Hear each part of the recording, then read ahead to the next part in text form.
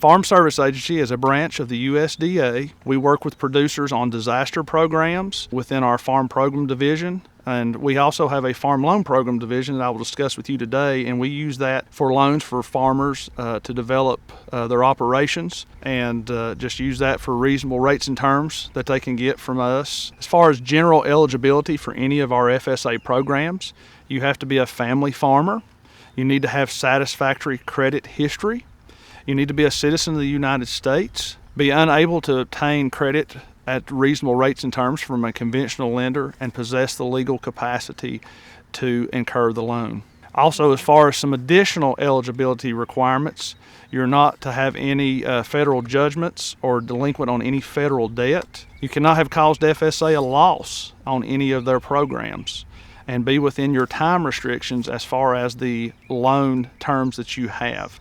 There is also managerial experience that we look at for each of our loan programs as far as the direct side. And you must not be ineligible due to any type of crop insurance violations. We have two types of loan programs. Direct loan programs, which are utilized through FSA directly, that are government funded. They are farm ownership, farm operating, emergency, and youth loans. We also have a program to where we work with local lenders to do a guaranteed loan to where we could guarantee a percentage of that loan. And that is done also through our farm ownership, our farm operating loans with those lenders. As far as direct loans go, I want to dive in a little bit deeper into those programs that we have where we finance those directly through government dollars. We have the direct farm ownership loan, and that can be used for purchases of land, capital improvements, constructions of homes potentially, conservation work, and anything as far as that side of it would go as far as the farm would go. We also have direct operating loans, and those are used for both annual and term purposes. They can be utilized as an annual operating loan to purchase crops, inputs, and other things of that nature, cattle, calves, anything like that. The term loans can be utilized for purchase of tractors, breeding livestock, some conservation projects that might be available through our local NRCS. We have direct emergency loans. Those are utilized through our disaster designations. If we have a disaster in that particular county, then we could use an emergency loan to help repair or help finance or even pay for some debts that might not be able to pay for that the income from the farm would be able to pay. We also have a program of youth loan program. That is utilized for anybody that's 10 to 20 years old as far as youth.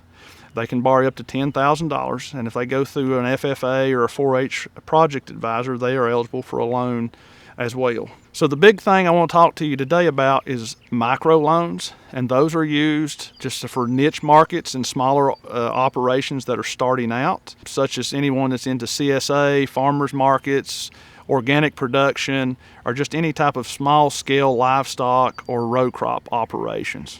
So what is a microloan? It's a loan for a direct farm ownership or for a operating loan in the amount of $50,000. It cannot exceed that $50,000. It's a simplified application process, and that verification requirements for that application is a lot less than what they would be with a general direct loan application. Microloans fulfill a need for our agriculture. They assist applicants that have limited management experience to where they can start out with a mentor. It eliminates the high cost of credit card usage for the operation, where they could use our lower interest rate and more reasonable terms to be able to help versus having that high credit card balance there. It also bridges the gap between those youth loan programs as well as helps those that want to transition into a full-time operation potentially to go into that microloan for a larger loan versus what they would get with a youth loan. It also assists the agricultural community by creating opportunities for folks to start a small farming operation. So microloans can be used as far as operating goes. Just some examples. You can use it for input costs for your crops, whether that be vegetable production, row crop operations. You can use it to purchase feeder livestock if someone wanted to start a small operation to start with some feeder animals of some sort to sell in a year's time. Those could be done with an annual loan. There also is a term microloan that can be utilized as well. That is used to purchase equipment cattle, breeding livestock of sorts, any type of equipment that you may need for the operation. We can actually even refinance some debt there that you may have. If you had some credit card debt or something that was all farm related, we could potentially use that to pay for and term that out to where it can make your cash flow a whole lot easier for the operation. We also can do the microloan on our farm ownership side of things. That can be used to purchase a farm, and typically when that's used, that would be used for a small scale or a smaller acreage operation. We can also use that for a down payment. So essentially what that would be is if you went to a commercial lender, we'll use Farm Credit, First Bank and Trust as an example. You could go to them, potentially get the loan through them. We could come in and do a down payment as far as that micro loan with that $50,000 and be the down payment portion of that loan for you, which also gets you a little bit better rate versus the farm ownership rate that we would utilize. And it also is utilized to help with implementing soil and water conservation practices that you may be also doing on the operation. So as far as eligibility for a micro loan, we have to meet the general eligibility requirements that I mentioned earlier in our slide. The operation must also be able to produce at least $1,000 in gross income to be considered a farm for the microloan program. Other loan requirements require applicants to meet certain farm management requirements that we would discuss with you in more detail once we sat down with you and actually worked on the application process. It does allow for some alternatives to the requirement of management, such as an apprentice relationship, past participation in organizations such as FFA, 4-H, beginning farmer programs, and community-based organizations. Small business management and experience combined with self-direct apprenticeship and leadership positions in military also apply. As far as securing those micro loans, for annual operating purposes, the crop or the thing that was purchased that the financing is going into would secure that loan. We would require additional security on top of that in the amount of 125%. Again, the crops would stand for the 100%. We would need additional 25% if it's available. As far as a term microloan goes, that would be anything that we would use to purchase equipment or breeding livestock of those natures. That loan would be secured at a 1-to-1 at 100%. Also on the loans for real estate, same thing. We would look at taking the lien on the property that you are purchasing, and it would at least have to appraise for 100% of the loan value. So in summary, microloans are direct operating and farm ownership loan with maximum loan amounts of $50,000. Again, the operation must produce at least $1,000 in gross income to be considered a farming operation.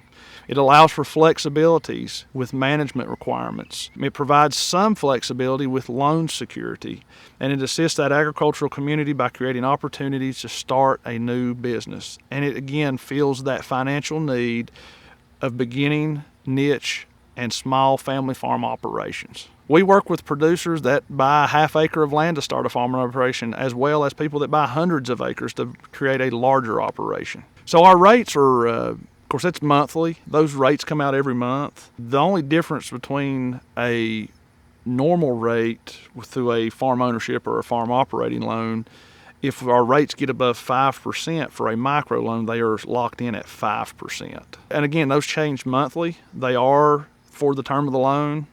And when I say monthly, that's until the point of approval. So once we get your loan approved, then the loan rate would be locked in for the term of that loan. No, they can do the same thing with the higher loans that we have, the higher amounts. And in fact, if you get a micro loan now for say $50,000 and you come back next year and you want to borrow another $50,000, you would just be looking at an operating loan then at that point.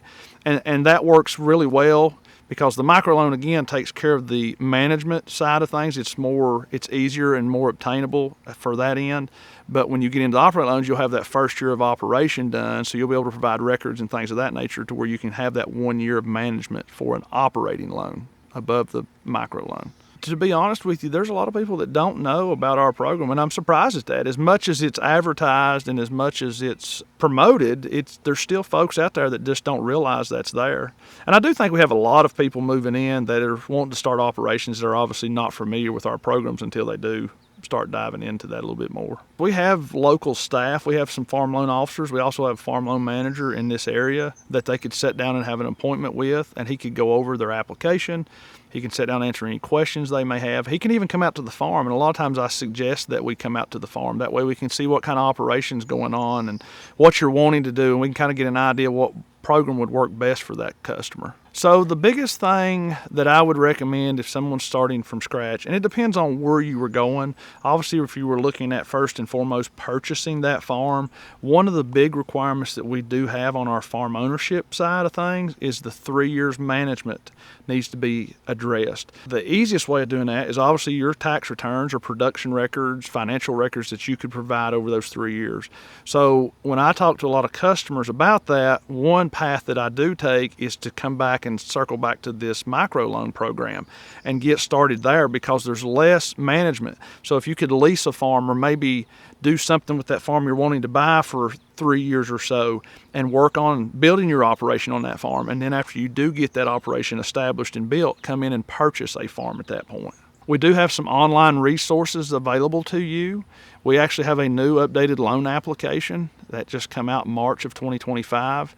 You can go to farmloans/farmers.gov, www.farmers.gov/loans.